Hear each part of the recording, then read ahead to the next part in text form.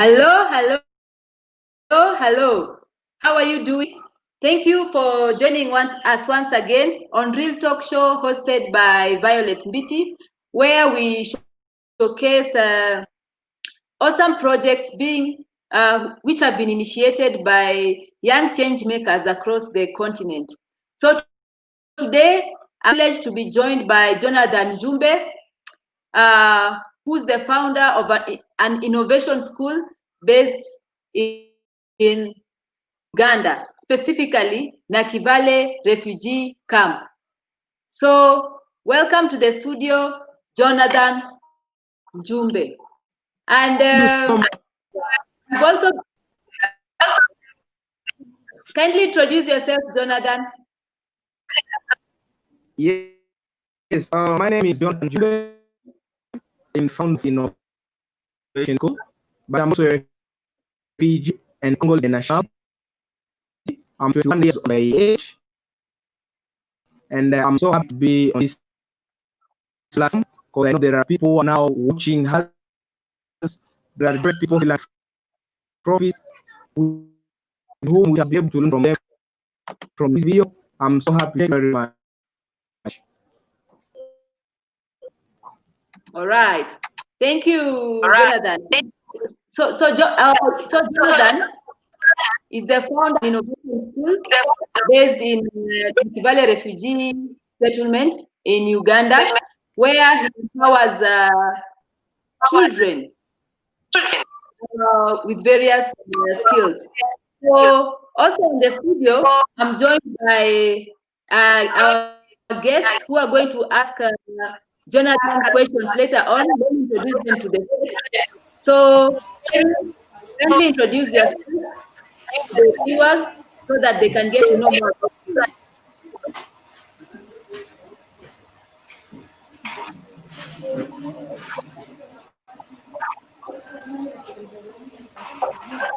Hello, Cyril. Hi. I can't hear you. Just a minute. Just a minute. Hello, everyone. Hi. Yeah. We your face better. Let me adjust my screen. There, you're good. I'm good.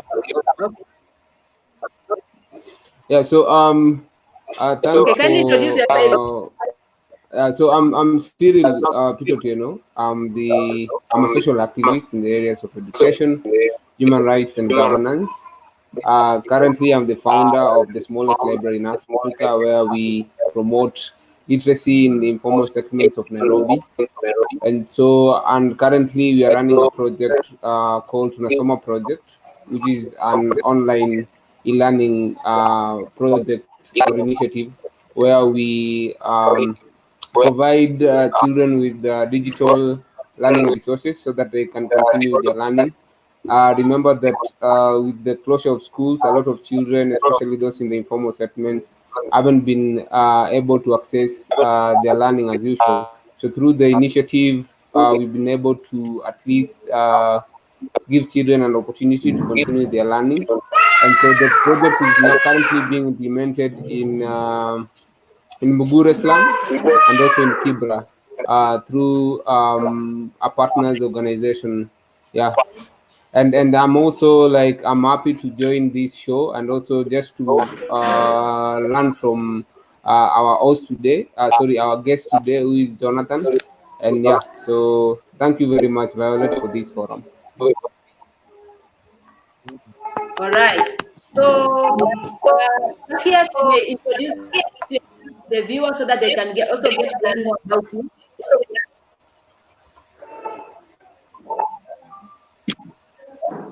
Hello. Yes. Hello. Jack. Hello, can you hear me? Yes.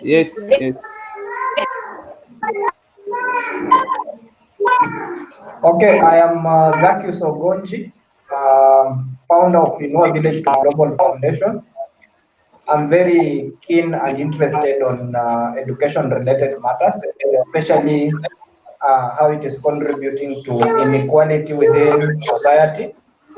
And that's why I'm working in rural villages mostly, where we see a lot of disparity between access quality education and its availability. So my organization is basically looking at setting up community schools where they don't exist or where the existing ones are not meeting the all the needs for the children and the communities.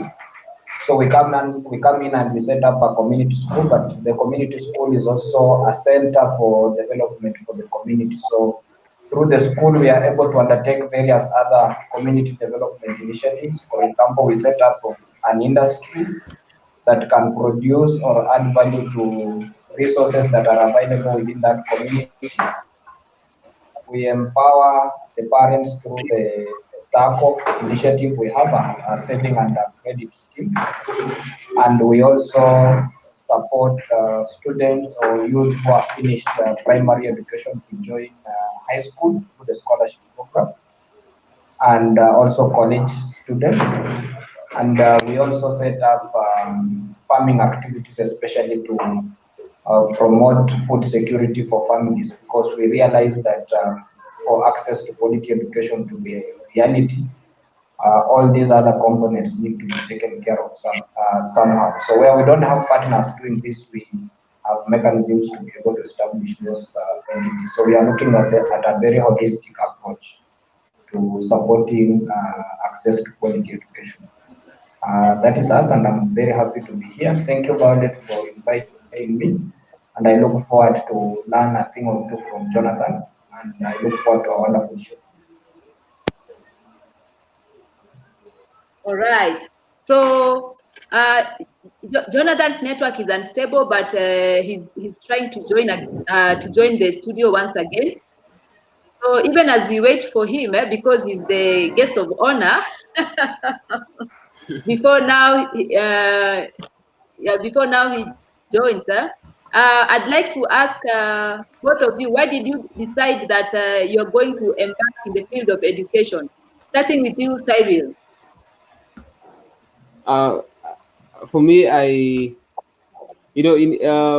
it comes down to my personal experience based on where I was born and bred.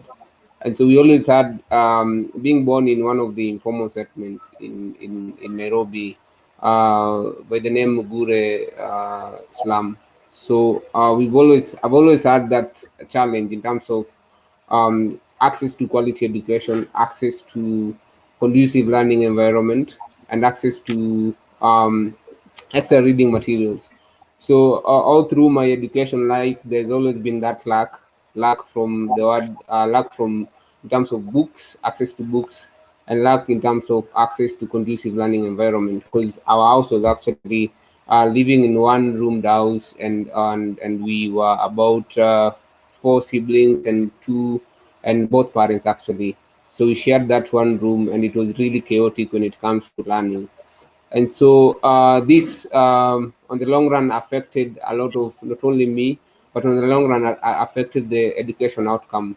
And also another thing is because of poverty, and so majority of children end up not accessing or going to dropping out of school because of the situations in their homes, especially at the transition of primary to secondary.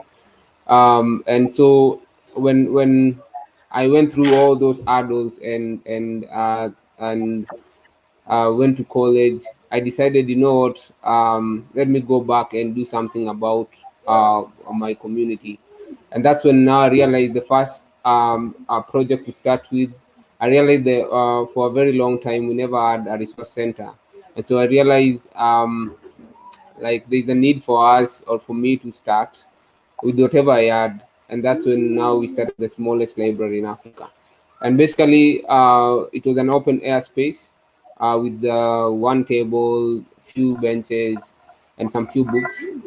And so from that library, actually, it gave us access to also understanding more about other educational challenges. Children, we noticed that we had other children actually who are not going to school, because of one or two reasons. And so we decided to also design another project. It's called the Pelican Scholarship Fund, where we take children to school, and we support them in terms of access to education. And also part of that is that came out was also the need for access to food, access to like what Zach has said.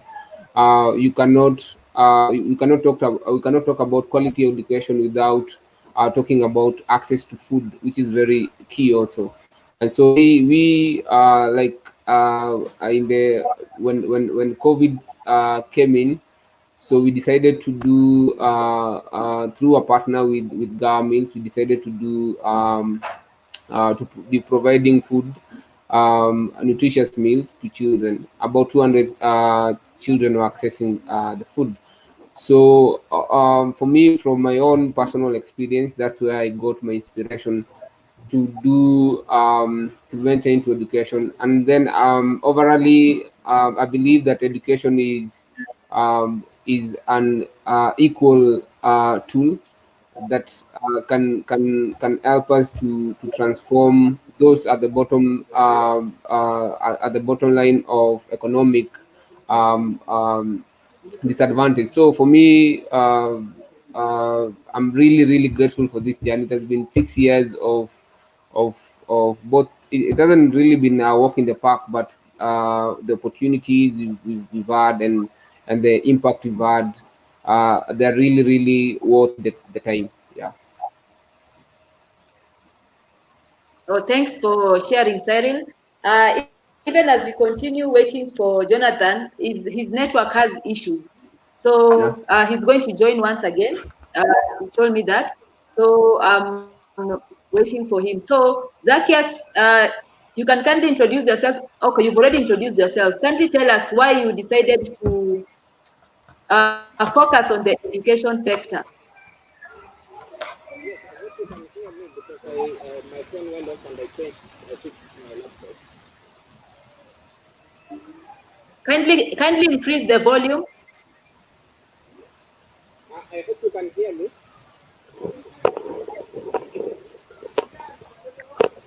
Try again.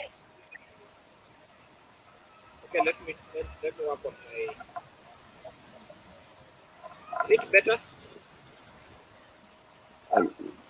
Yeah, it's better. Why did you decide to focus on education? Yes, I've listened to what Peter has shared, and education is always like a sure bet, if you want to put it that way. Especially for closing the gap between the haves and the have-nots. I think many of us, and Kenya where we are, and maybe Africa as a whole, those who are below the pyramids of these things, of the social aspect of the society, one thing they have that they can hold on to is education. Through that, they can be able to be assured to grow up the ladder. And in Kenya, to be specific, the education system is designed in such a way that it pulls you out of the mud. If you go through primary school very well and you succeed, immediately you get 380 marks or 400 marks. Even if you are the poor of the poorest, quickly you start to see your life transforming because people will be coming to your place. I think many kids get an opportunity to appear on television when they score high marks for the first time. You see even your own neighbors, your relatives recognizing you. You see a lot of things start to change regardless of where you are. So it means the moment you score better marks in primary school, you have a sure chance of transitioning to a good secondary school, later on to university, study a good course, and be able to get a job. So that is how it is looked at in Kenya. And the reality is, many children in the poor backgrounds or in rural setup don't have an opportunity to start up well. So you find they reach in class 7, class 8, they still don't know how to read, they don't know how to fully express themselves, their self esteem is very low. Many of them have not discovered their talents yet. So we see a lot of gaps there. And I think for me, what got me very interested is the inequality starts there. Because the moment someone scores maybe 200 marks in primary school, or they score 100 marks or 150 marks, they are already considered to be foolish and to be not to be up to the standard that is required in the society. But then people don't realize that these students or these children might have had to overcome so many different obstacles. Walking kilometers to school, for example, lack of food at home, lack of teachers at school, lack of good studying environment, overcoming jiggers issues, and so many other challenges along the way that makes them not be able to settle down in class and learn. So, having gone through all this, and even myself having been a product of such an upbringing, and being having had an opportunity to be supported to go through high school, and I consider that the success I have today or where I am today, and even the opportunity to speak on a show like this, is because of that education. And I think how many others do not have such an opportunity. Probably they are doing very well, they have the capacity to study, they have the capacity to learn and achieve their goals, but they don't have the resources, they don't have the means, they don't have anyone to hold their hand and make it happen for them. So that's why I got pulled into this idea of creating more platform for the kids in the disadvantaged families to be able also to start well from primary level and have an opportunity to transition. Expose them to what is possible, create an environment where they can learn and be supported. And this way we will see, even if in my case I was the only one who transitioned, but I think through me and the work that I do, I will have many more transitioning to the higher level of study. So just what I can be able to impact and bring to my society through educating a few more and ensuring a few more are educated is what inspires me to use education as a tool to achieve development in Africa and in Kenya to be specific. Thanks, Zacchaeus. So Jonathan is still trying to join, but it's like he keeps on leaving the studio. So okay, yeah. So he's just message sent me a text on Messenger that he's trying to come back. So yeah, he's having network issues at Nakivale. All right. So Zacchaeus, kindly share with us the doors that your social entrepreneurship venture has opened for you as you wait for Jonathan. That's a very good question. We can't hear you. Sorry. We can't hear you. I forgot where my microphones are.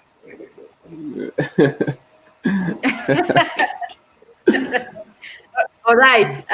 Kindly share the doors that your social entrepreneurship venture connected to education has opened for you.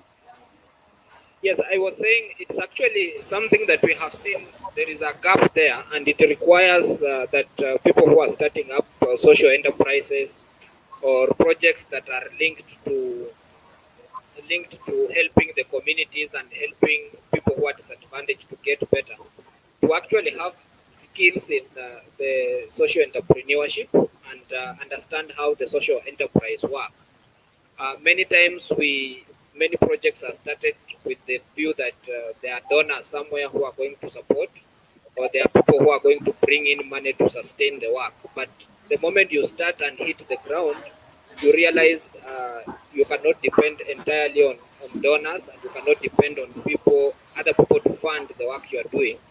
So you have to start to tailor make your work from the very beginning to be a work that can generate income, but equally be able to run in a very social enterprise way that it benefits the community. So the skill of being a social entrepreneur has helped me understand that I need to, where the business aspect and the profit aspect begins, it needs also to meet the social needs, and it needs to address the social challenges of my community. Only as business people think about profit and they are driven by making profit or making gains on their shares, I'm more interested in how the surpluses that I create, which in business is called profit, how I can use such surplus to drive more change, And sometimes as a social entrepreneur, I have to measure a little bit more than just the money that is coming in from what we are selling. I have to consider are the people, for example, when we are doing a school feeding program, when I see the children's nutrition get better, I should be able to count that as a win, because then when children are healthy and they are well fed, their concentration levels in classroom will be well. So if I'm able to measure that as profit from an input of the money I have used to buy food, then I should be able to position that message well to people who are funding or people who want to support. And I think I've learned how to uh, pitch from a point where we are not just talking about how much money we will earn from a feeding program or any other initiative we are doing in the community, but in terms of the impact it is going to cause to the people, and in the long term, help them achieve self-reliance, help them become better people. So I can say I've applied a lot of social enterprise skills, not just to set up the organization itself in such a way that it generates income, but also to just understand how I can be able to talk between about the two without pursuing money as the main goal, and also without forgetting that I need that money to be able to drive the work. What I see as a gap many times is small organizations start as social enterprises, or they try to start as social enterprises, and then along the way they forget the core business and they start just to focus on profit because they want to make more money. So the more money they make, they want to make more money, and then they end up forgetting we were running an education program that was to benefit a certain class of children. So I think there's always that temptation, but knowing how to balance between the two, that even as you make money and you make profit or surplus, you ensure that that surplus is used to drive more change and make more change is what is really needed. All right. All right. All right. Jonathan just told me that he's joining in the next 3 minutes. So he's changing the line that he's using, because the line that he's using is the one that has network connection. So I just told him it's okay. So Cyril, welcome to the Yes. studio. So the reason why I Thank you. brought Cyril and Zach, yeah, so the reason why I brought Cyril and Zacchaeus is because they have brought innovation in the education sector, where they are running social enterprises. And I wanted to connect them to Jonathan Djumbe from Nakivale refugee camp in Uganda, who has also started an innovation school so that they can connect and share best practices. All right. So as I wait Jonathan to join, Cyril, kindly elaborate on the doors your social entrepreneurship venture, the smallest library in Africa. Kindly elaborate on the doors the library has opened for you since inception. Uh, I think looking back in terms of how we started and forwarding now to date, I think I can say it's a worth the social enterprise or We can't see your social mouth. activity. Pardon? There, it's good. Cyril, we can't see Uh-huh. your the whole of your face. We want to see the whole of your face. There. I've just adjusted my laptop. Anyway, so like I was saying, um, when I look back in terms of how we started or how I started, and as we forward it today or to date, is that the vision has opened to me a lot of opportunities. One is understanding the community itself and understanding that there's challenges in the community, and people are also looking forward into having a good life and overcoming them. But the only thing that they are lacking is opportunities, and it is on our own responsibility as leaders is to try and see create those platforms that give people an opportunity. Because what I believe is that when opportunities are provided, then hardship can never stand or cannot overwhelm us. So, one realizing that learning that the only thing that people in marginalized communities or informal communities do lack is access to platforms or opportunities. And once we provide that, then we are rest assured, like what Zach said earlier, that it is like a sure bet that um, people will transform their lives and they will start owning their lives. So that was one. That is one area that I learned. Two is another thing that I've really learned is designing programs, finding gaps in or finding needs and coming up with a more elaborate concept in terms of how to meet those needs. Other opportunities is in terms of connecting with a wider audience, in terms of wider change, other change makers across the globe, in terms of different programs that I've attended. One of them is we all know it's political leadership and governance program. It was a very insightful program for me that I really attended, and it opened up my mind in terms of how politics works, and the essence of power, and like it get information, what information does to you, it gets you engaged or involved.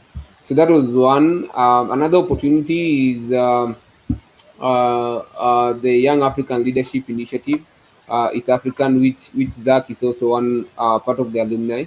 And so it was we connected. It was a program that connected us to the East African young people who are doing amazing, extraordinary works in different sectors of our communities. And one thing I came to realize through that program is that irrespective of our jurisdiction of our countries in Africa, we are all facing the same challenges. And so it's when we come together and when we connect together, then we are able to strengthen what we are doing, and we're able to meet some of the collectively meet some of the gaps in our communities, and together we can move forward in terms of Africa as a whole. And so for me, I can go on and on, but because I've seen Jonathan is back, so for me, I think looking forward, looking back and seeing the places that I've gone, the people I've interacted with, the lives that have been transformed. So I really thank God for everything. Yeah.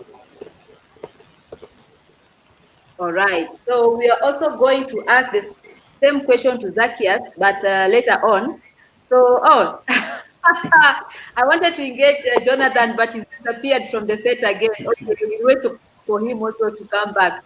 So, Zacchaeus, kindly share with us the doors your social entrepreneurship venture has opened for you. Yes, I think the way Peter has shared, networking is very key. And I I started fully. Let's give Jonathan an opportunity before he disappears on us. Yes, let's get Jonathan. Hi, Jonathan. Can you hear us now?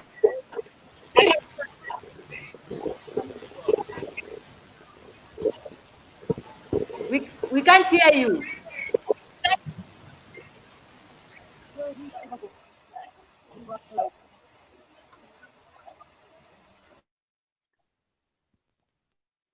I think your phone is on mute or something. We can't hear you.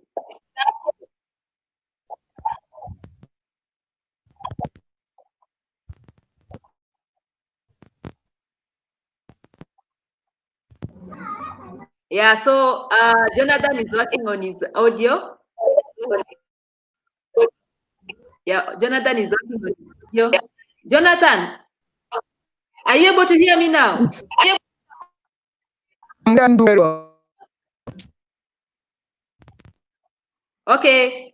Kindly share with us, why did you start an innovation school at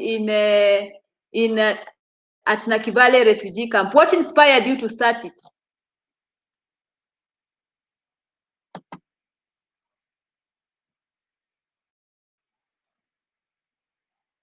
Can you hear me?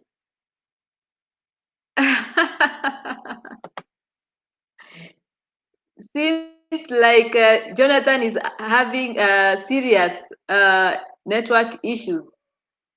So as we wait for him to come back, Zacchaeus, I think it will be a good time for you now to share with us the doors your social enterprise has opened. Yes, last year you managed to be one of the leaders at the Obama Africa Fellowship. Kindly share with us the doors your innovation has provided for you. Yes, I think every time you're working in the community and you're making change, there is a way that the sky seems to open, if I may put it. And especially with the age of social media, you might be doing something and you take a photo and you share. And I think that just has a way of pulling, people who are interested in the subject, people who are interested in whatever you are doing. You find that you strike a conversation, you start to talk, and it is much easier to talk to people like Peter here, who is doing a wonderful work in school around the smallest library in Africa. And to relate easily We can't hear because you. what We can't he's hear doing you. because what he's doing is really more or less the same as what we are doing. So you find when you are running a social enterprise like what I do, it tends to pull people of like-minded towards your direction, and you find it opens a lot of doors. The way you have said, I'm actually an alumni of Obama leaders, Obama Africa leaders, and it was very interesting how I got accepted. I didn't actually believe it because it was a huge competition that many people across the continent applied.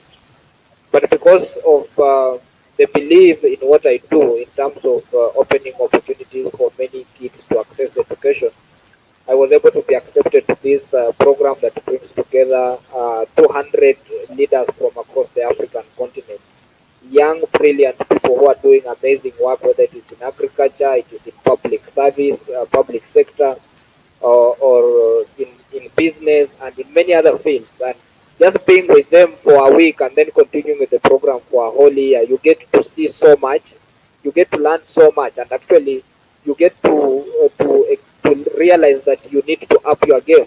There are already people who were maybe within your age bracket or between, or even much younger, or even sometimes a little bit older than you. But what they have accomplished and what they continue to do is something extraordinary. They're already transforming their communities. So it challenges you to sit and think, why can't I also be able to bring change? Why it makes you feel deep inside you that you need to do something. And if you are doing something, then it opens you up to the reality that you need to do it better. You need to improve. You need to keep up with what is happening outside there. So being part of the Obama leaders has done that, because then I have people in Tanzania that I know what they are doing. I have wonderful people in Nigeria who are working around education issues. I have people from across the continent who are doing different things. So just looking at what each one of them is doing wherever they are gives you an inspiration and confidence that you are not alone. There is change happening across, and eventually all this change will come together and become a huge movement. Something that will, for once, transform Africa. So I really feel inspired by those leadership trainings that I attend, the social networks that I belong to, and the people that I see making change. I look forward that one of these days all this will count for something. And when that time comes, Africa will transform. All right. Thank you for sharing, Zacchaeus. Jonathan, are you kindly unmute your line? Yeah, I'm getting you. Kindly introduce yourself, Jonathan. Hello. Uh, I'm not in Djumbe. I'm called the of the age. I came in Uganda since 2022. I'm a education on the refugee. And I believe that every child has right education.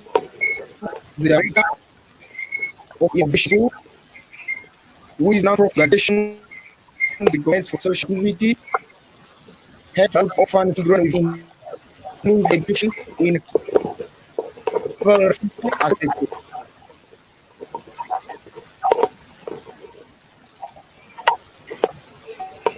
All right. It seems like your line is breaking.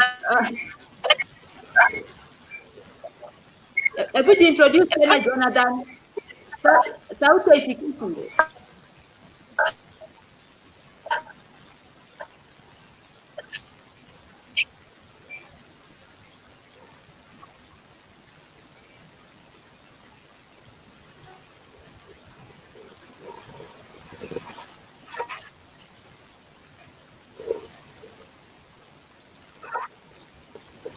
Hello?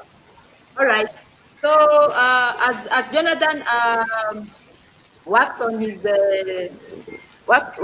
audio, there is a question from the viewers, and they are asking, and they'd like to hear the answer from you, Zacchaeus, Cyril, and Jonathan.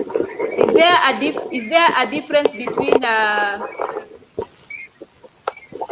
not is there a difference, but a social enterprise, can it be non-profit or for-profit, or a mixture of both? Maybe Zacchaeus, you can go ahead and answer and tell us how yours is. A social enterprise is basically it should make profit. Only that the intention of the profit is what is different. When you start a business, the main driver is to make profit, and how you reach that profit also matters, because then when you are doing a business for the sake of it, which is not a social enterprise, the aim is you sell whatever you are selling, you give whatever services you are giving, and make profit out of it.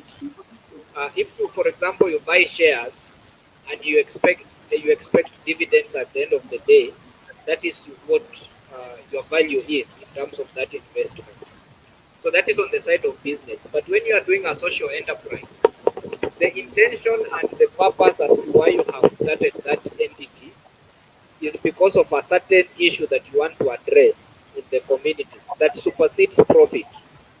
So profit is not your main driver at that point. The main driver is the issue you want to address. For example, if lighting in the homes is a challenge, and you have seen that children who are using kerosene lamp are getting affected health-wise, they are not able to do their homework, they are not able to remain connected for longer, then you see that as a problem and you want to solve it.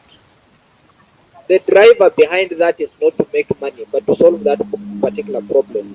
Now, how you go about addressing that problem is, for example, you say, I want to provide solar. Now, if you say you want to provide solar to address this particular problem of lighting for children to be able to do their homework and to be able to be healthy and not be affected by the kerosene, when you are looking beyond profit, it means you will sell the solar, yes, but you will provide avenues and mechanisms through which the people you are reaching can be able to afford the solar. They can be able to pay it more conveniently, as compared to if my only intention was to sell the solar, and regardless of what happens. So the reason as to why I'm selling the solar is not to make profit. it is to help the kids access the lighting. And through accessing the lighting, I'm hoping to transform their lives in school. Because I want to give this solar to many other families, that is why I'm not donating the solars for free, but offering them at a price. So you will find two businesses both dealing in solar. One only makes the solars available. They sell them in a shop you can go buy, and they don't care what you are going to do with the solar. But there is another business entity that recruits you first, trains you, helps you understand how solar is important compared to the kerosene that you are using, give you solar and tell you you will pay for this solar for 1 year, maybe at 20 per day. And then they will continue to check on you how the children are improving in terms of their revision, in terms of their work. That differentiates between a social enterprise and an entity whose main purpose is to make profit.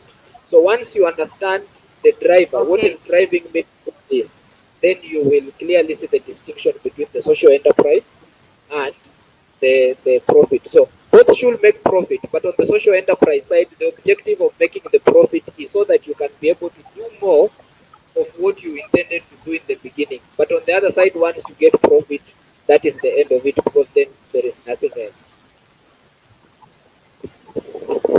All right. All right. So, Jonathan, thanks for sharing, Zacchaeus. Jonathan, can you hear us? You're on mute. You're on mute. Yes. Kindly introduce yourself, Jonathan. Yes, so as I said before, I'm going to Djumbe, all the nationality, Pelican, Nakivale, refugee, and currently I'm founder of Innovation School, which is a Oh organization my, related to activity your line is involving students. breaking.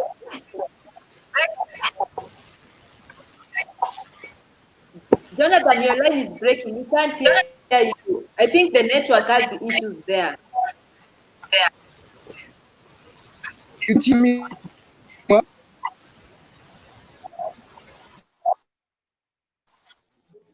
Ah, yeah. And Jonathan, So Jonathan, please. let, yeah. So Jonathan Innovation School. Can you tell us more about your innovation school? Okay. Innovation School, it's a community school which started last year in Or 2019. or you can do this. Okay, or you can do this, Jonathan. You can maybe Yes. type in the comment section, and then we can show the viewers the screen because your line is breaking. Okay. Yeah, just type on the comment section, and then now we can show the viewers on the screen so that they can understand the questions you're asking you. Okay, please. So, viewer, you need to understand that network is not clear everywhere. All right. So there are some regions where there is also issues with internet, but we just need to understand even at this time of COVID-19, and things have now changed, and we have to adapt to the new model, which is virtual. We just need to bear with the network issues, and so like Jordan has not introducing himself today, but you're finding that we you but you're finding that you can't hear him clearly. So while Cyril comes in, I'd like to ask you, Jonathan, once again, who are the partners you are working with? I need to work with because we are a private school, but only different organization which always support you different scholastic materials.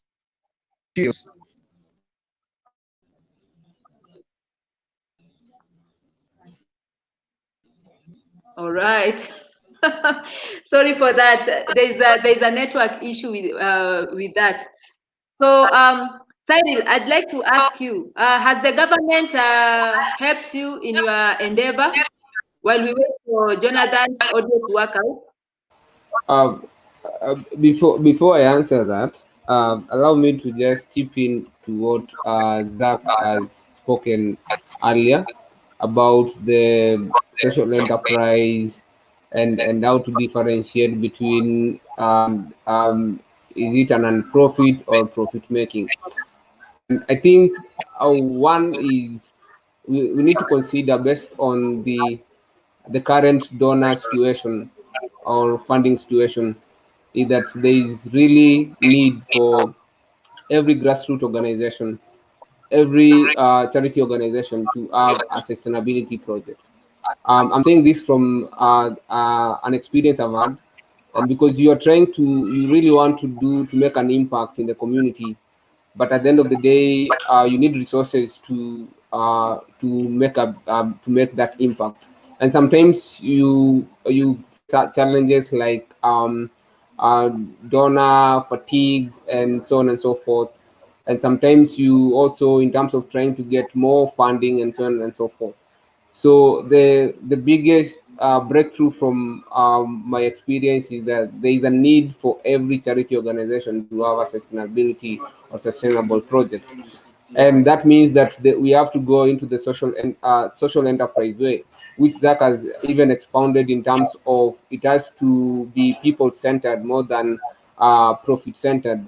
I'll give you a best scenario like from our end in 2019.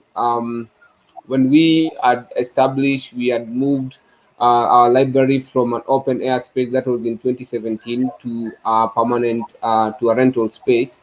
You'll find that we did not the children coming to the library, actually they are coming to the library and they are paying zero amount. And so in 2019, to our shock, one of our partners that was one of the people that were partnering with us, which was a company actually, due to change of management, they had to pull out, and that really left us in a very tricky situation, unstable situation. And so it made us like to think in terms of different strategies. Now we've transitioned to a different space, and so what we are doing is we are looking into ourselves. What can we provide, or which product or services can we provide to the community at a very subsidized fee? And so one thing that came up is that there is a need for access to cyber services.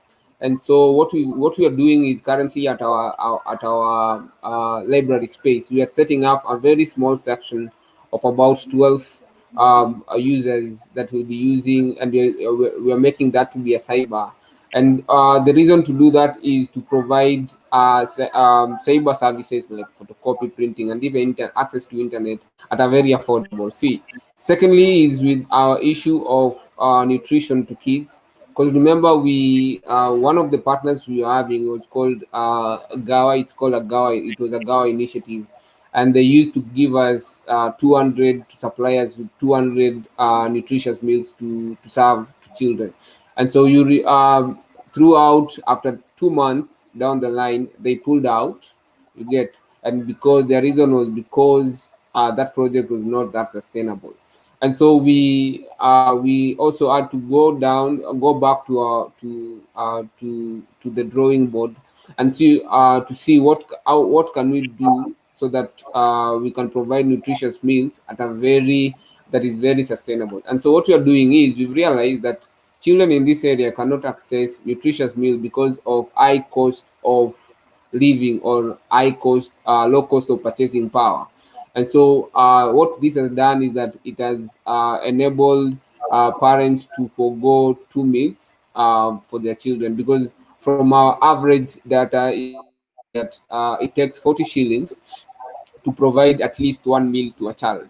And so what we are doing is, based on our nutritious meals, what we are doing is we are saying, you know what, we are going to provide this nutritious nutritious meal at a half of that cost. So what this means is we're able to, what Zach was saying earlier, we're able to, one, ensure that children are able to access nutritious meals not once or twice but on a daily basis, and two, we are able to ensure that those who cannot afford those nutritious meals, actually they have access to it. And so what we're going also, even we're going even deeper to do is we are saying, you know what, in case we get an in-kind donation, then we're going to even cut that cost to even 10 shillings or 5 shillings. So what we are doing is to ensure that every coin goes to at least to purchase something. And this was inspired by a conversation I had with Zach actually earlier, in terms of to think about that process of us having a kitchen, like us, how can we sustainably provide nutritious meals to children in the informal settlements. And initially we thought about poultry farming, and we called, actually I had a conversation with Zach, and actually Zach was really honest with us, and he told us, you know what, poultry, it requires a lot of startup capital, is very huge, the risk is very high, so they won't really advise us to go that direction. And actually, it inspired us to look at some of the ways that we're doing.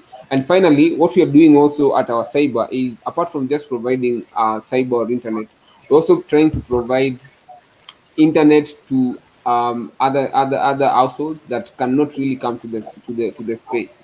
And what this really makes is that, because at an average cost, it takes people from this community, they normally use data bundles to purchase. They normally use data bundles which are very depleting at a very fast rate. So what you're doing is we are trying to, since they use 50 shillings a day.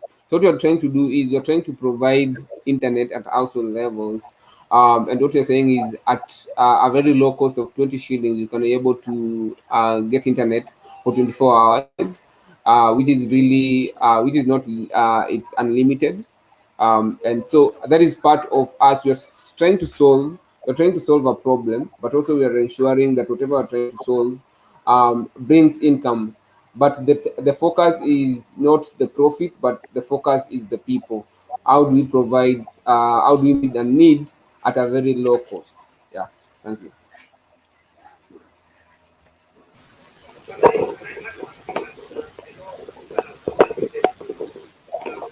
Your mic. Yes, We can't hear thank you you, very Violet. clear. Thank you for reminding me. I know Peter has not alluded to how government has helped him continue to drive his change. It's a question that we get a lot. It's a question that we get a lot. Does government help? Really, we are doing what we are doing because government is already. I can't hear you, Zach. We Can you can't hear hear me? you. Can you hear Yeah. me now? Yeah, yeah. Okay, so Yes. I'm trying to answer the question of has government helped you or has government supported you in a way? And the first thing we have to realize is there is this gap because government is not able to provide. Government has not been able to meet all the necessary, even the basic ones. So if you visit any government school, you will already find that even they are struggling to do what they are supposed to do legally as they are mandated. So because of those gaps is why people like us exist to try and create alternatives, try and drive change, mobilizing resources in other ways. So, in other words, when you are in this space, you look at yourself as though you are stepping into what government should have done, but because you see there is a challenge that government is not doing it, and if you wait on the government to do it, it's going to take forever. And this way, many people will continue to remain behind. You ask yourself, what can I do? So I think the opportunities that exist across Africa is that government is not able to do everything. And even when we are working in this space, government is more or less like we are helping them to do what they are supposed to do because of lack of resources or because of mismanagement and many other things that come with the public sector. So when I'm in the field, I try to imagine that government has done all they can and they have reached the limit. And now what can I be able to do? And I think uh, if I have a good relationship with government and they can give me the certificate I need, the officers can be available to share advice. I can get policy guidelines and the environment can be set right for me to try and intervene. I think that is enough that government should do. And I think in many cases they are trying to do that. We have a lot of challenges with some of the government officers, which it's not government in general, it's largely individuals who remain to see us as competitors or sometimes as sources of income or people or areas where they can make extra cash. In this way, they approach our work seeking to bribe, they frustrate registration processes. When you go to seek information, they don't give you. When they visit your center, they treat you as if you are an alien from another planet. They, such officers do exist, and I think it's very frustrating. And to be honest, it's something that I think government needs to put their house in order. But I do agree that largely when we are working in this space, the expectation that government will help us, especially resource-wise, should not exist. We should come in with an open mind that we will find alternative ways to raise resources. We should be able to mobilize at community level, and I have seen that to be a very rich area of looking for resources. So, for example, if you are working in a community where they grow maize, and you're doing a feeding program, you should be able to mobilize enough maize during harvesting season to feed the children the rest of the year and train families on how they can keep enough food throughout the year. So I think such is a small action, but if you do it well, you will find that you have solved a lot of problems. So uh, just the answer that many people think maybe government will provide this or government will provide that. Please just know that government have a big burden to carry. They are not carrying theirs efficiently. So when you come up with a project, they are looking at you as someone who is helping them do what they are supposed to do. So at the moment you go to them ask them for resources, you will get a very negative reaction. And I think that in many cases discourages many people. It brings in a lot of fatigue, a lot of worry. I think the best way is you mobilize. Think about mobilizing in the community. Think about mobilizing in the donor world out there. Think about mobilizing skills and other things that you have around the community to start to make change. And I think in many cases, government will come on board to facilitate you in terms of the regulations, the rules that are needed, helping you to get the certificates you need, and setting the environment right. So for us, we will really ask the government to set the environment right, to see us as people who are helping them carry some of the burden that is there, because we are existing in a society where resources are very minimal, but then the problems that need to be solved are many. So if government is solving these ones and we are solving the other ones, I think collectively we are just working towards the same goal. But when some officers from government come and frustrate us and make us feel like we are doing something wrong, I think that is where we really have a big challenge in our case. So that's what I can share, and what Peter has talked about in terms of generating enough resources internally. I think we need to think broadly, because some of the projects are too small. And what I have learned in my journey doing the work that I do, when a project is too small, it defeats itself. It actually consumes itself to a level where it can't even pay 2 shillings for itself. It wants people to do it from outside. So as we are designing these projects, we have to think broad.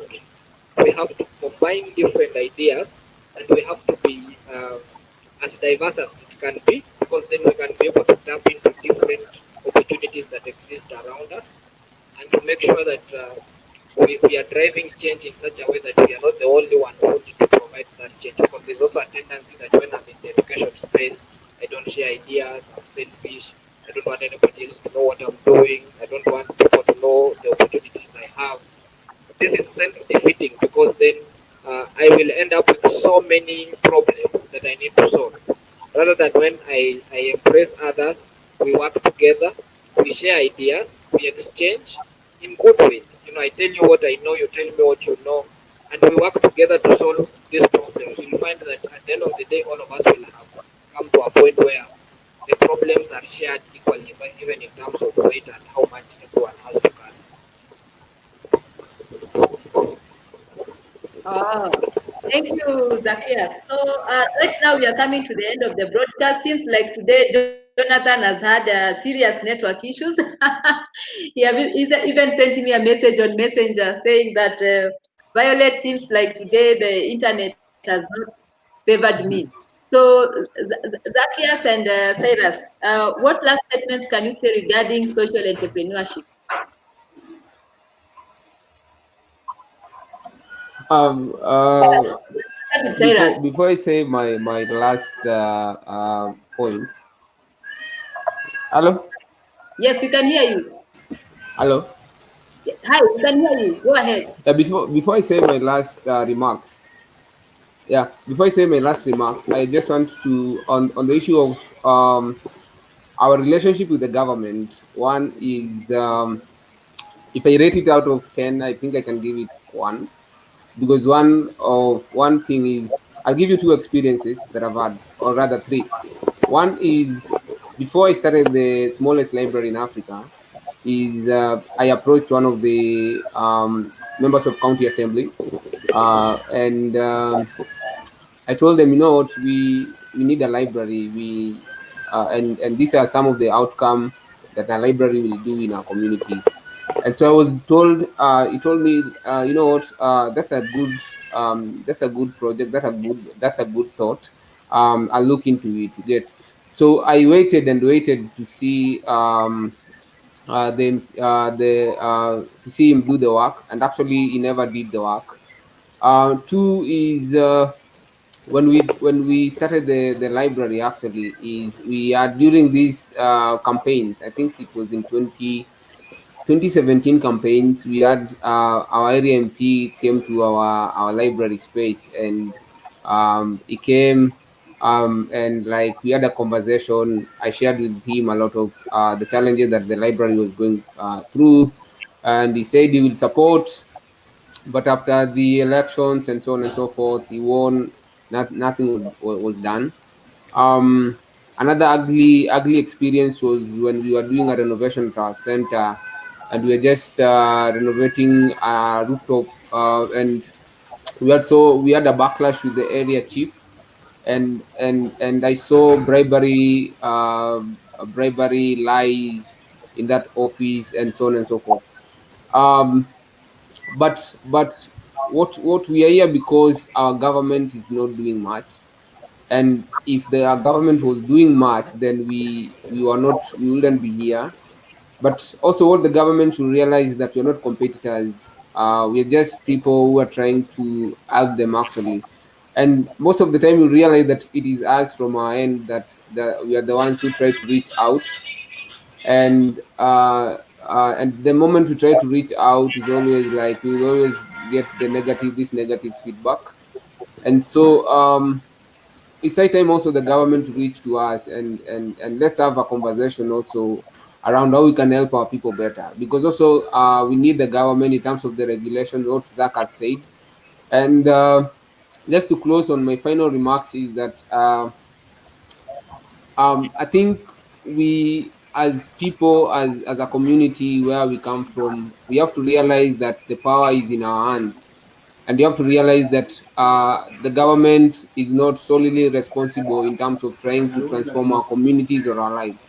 We need to take that upon ourselves and ask ourselves, um, what can we do? What can we start with? Because Zach started from somewhere, Cyril started from somewhere, Violet started from somewhere, Jonathan has started from somewhere. And what Zach said also earlier is that when we start, we will actually will be surprised in terms of how much like-minded people want to work with us through that journey. And so, to a young person out there who is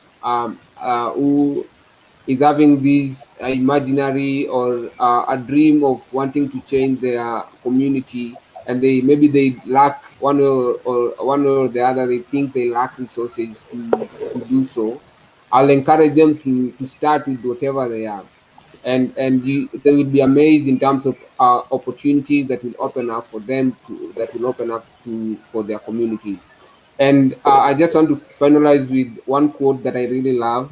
It's by, I think, John Kennedy, JF Kennedy, and he says that things don't happen; they are made to happen. And so it is in us that we can only make those things happen. If you think that in school, children in your area are not going to school, it is your responsibility actually to help them actually go to school. If you think there is high rate of unemployment in your area, young people, mobilize young people, sit down and think in terms of what you can do. And by us coming up, then we are able to have a very big impact to our communities and also to Africa at large. So thank you, Violet, for hosting me. Thank you, Zach, also for your insights. And sorry, Jonathan. I hope we also interact next time. Thank you a lot. All right. My Over to closing you, Zach. my closing remarks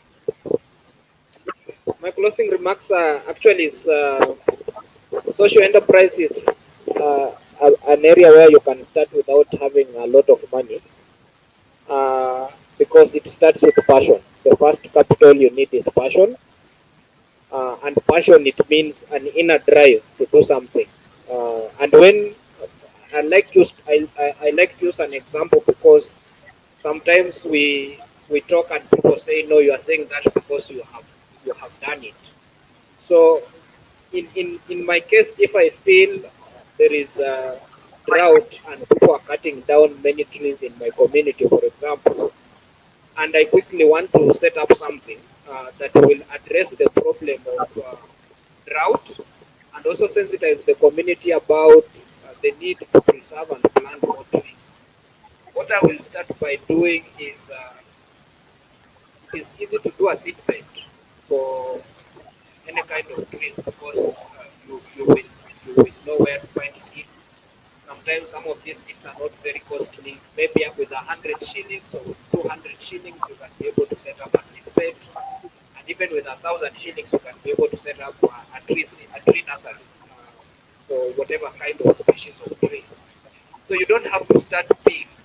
With a tree nursery up and running, you're already working from one community, one family to the next, telling them, hey, I realized that you cut down X amount of trees this past year. I know it is because you don't have an income, you don't have something else that you can use to maybe raise income.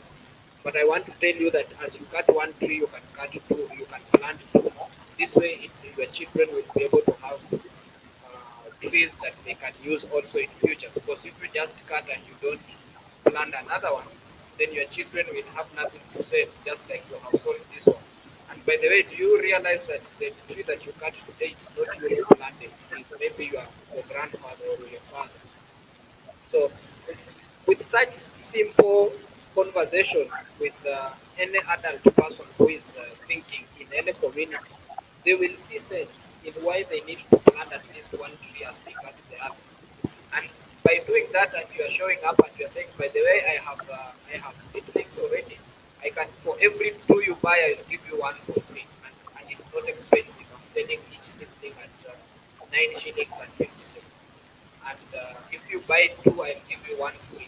And you will realize by the time you finish with your tree nurseries, you have put the 1,000 shillings that you put into the tree nursery. You will prepare two more nurseries, and you will have uh, several people who have planted that kind of Your tree. audio has you, Zach. Yes. So I'm Your just audio has painting that issues. picture. Yes. Yes, we can now hear you clearly. Yeah, so I'm just Go painting a ahead. picture of how simple someone can start a social enterprise without necessarily having to think they need to have millions of shillings. I'm just given a scenario where you can start with 1,000 shillings, prepare a tree nursery, go around, distribute, convince people to buy two and give them one, and you will find you have two nurseries, and before you know it, you will be doing four. You will be joined by the Kenya Forestry. By the way, you can go to Kenya Forestry offices. They will give you some seedlings for free. There's so much that you, once you get interested and you are keen that you want to transform, you will find that there is so much that you don't need to spend money on to have it happen. And this way, you will be championing for tree planting. You will be known in your community. You will be being called to speak about issues of environment. Before you know it, we will see you on TV being awarded by the Queen as being the person who has transformed the world most by planting the highest number of trees. And along the way, money will come. You will make more change. So I think young people just need to identify one area that they want to transform. Ask themselves, how small can I start this thing? And then be consistent and work on it every day to change something, step by step. And eventually, down the line, you will realize that you will have made change. And that is how I think social enterprises are some of the best entities we have today, because then you can start it without even having to worry that you need to raise X amount of capital, because your idea, your passion, you will already identify opportunities that exist around you, and step by step you will start to use those resources to make change, and you will grow from there. So I really appreciate that you gave us this opportunity to speak today, Violet, because we have shared what we know, and this is the beauty of you having young people like us who are doing things. We do not share from an imagination point. We share from what we have gone through, what we have done, what we have practiced, what we have done and has failed has actually given us lessons that we can share and say, hey, we did this and it didn't work. Maybe even if you do it, please do it this way, but also know that this way it will not work because this is what we have gone through. So I encourage young people to continue to try and start something, and when it fails or when it succeeds, they will also share lessons like we have done today. So thank you for having us. Thank you for listening to us, and also all the people who are following the conversation. And thank you to Jonathan. I hope next time we'll have a good connection and we'll be able to interact and know more about his innovations. Thank you. All right. Thank you so much, Zacchaeus. Thank you so much, Cyril, for gracing the show. Jonathan has sent me a message on Messenger saying that he's having issues with the network connection, and he not be able to join. But at least he was joining in and out during the show. So I just want to say thank you for taking your time to come and share. I was just, it was such an informative session, and I'd like to appreciate you, Zacchaeus, and say for sharing your experiences. So, viewer, thank you for joining us, and see you next time, even as we host another guest on this live platform. All right, see ya and kwaheri.